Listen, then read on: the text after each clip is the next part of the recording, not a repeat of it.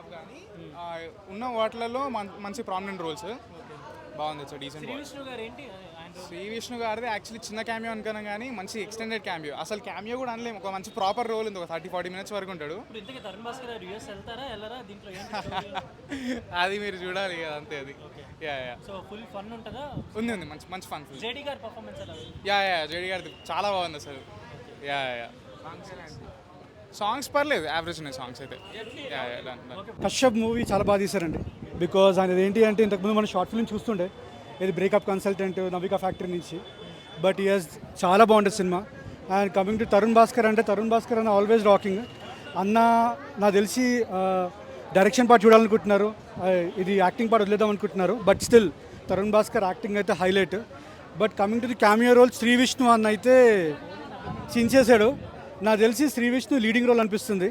Next part మళ్ళీ వస్తుంది, ఇంకో పోరాటం అని చెప్పి.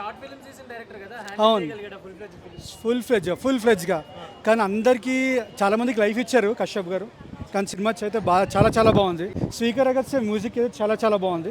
అది సినిమాకి చాలా ప్లస్ అయింది. అది ఆబ్వియస్లీ రిపీట్ ఆడియన్స్ వస్తారు. ఎందుకంటే సినిమా ఎట్లా ఉందంటే 2 hours 20 minutes సినిమా. ఆ 2 hours 20 minutes సినిమా ఎలా ఉందంటే హ్యాపీగా నవ్వుకోవచ్చు.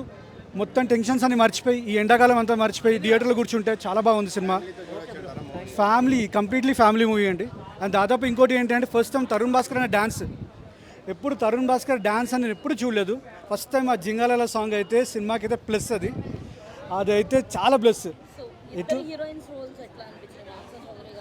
కానీ చిట్టి ఎప్పుడైనా చిట్టి అండి. మాకు అది చూస్తుంటే చిట్టియే కనపడింది.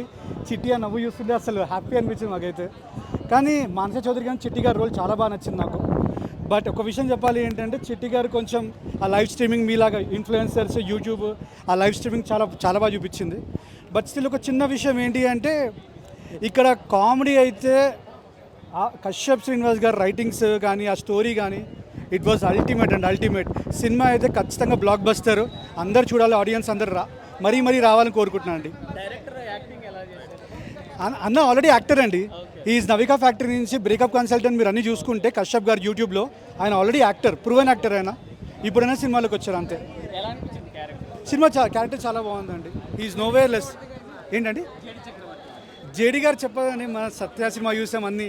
ఈజ్ అల్టిమేట్ యాక్టర్, ఆయనకేం తిరుగులేదు ఆయనకి. ఇది obviously comeback movie for JD గారు అండి. దీని తర్వాత నాకు తెలిసిన మళ్ళీ సినిమాలు ఇంకా చేస్తుంటారేమో. సినిమా అయితే చాలా బాగుంది. అందరూ మీరు ఒకసారి వచ్చి చూడండి సినిమా, మీరు ప్రమోట్ చేయండి.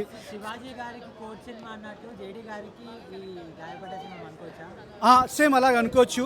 కాకపోతే ఏంటంటే చిన్న సినిమా అని చెప్పి మీరు కూడా ఎంకరేజ్ చేయాలి.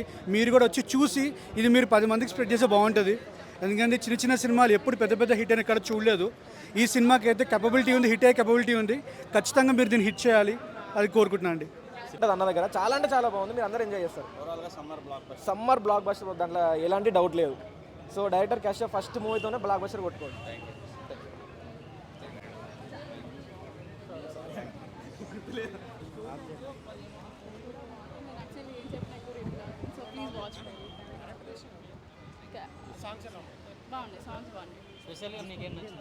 కామెడీ ఓవరాల్ ఆయన యాక్టింగ్ అండ్ కామెడీ నచ్చింది.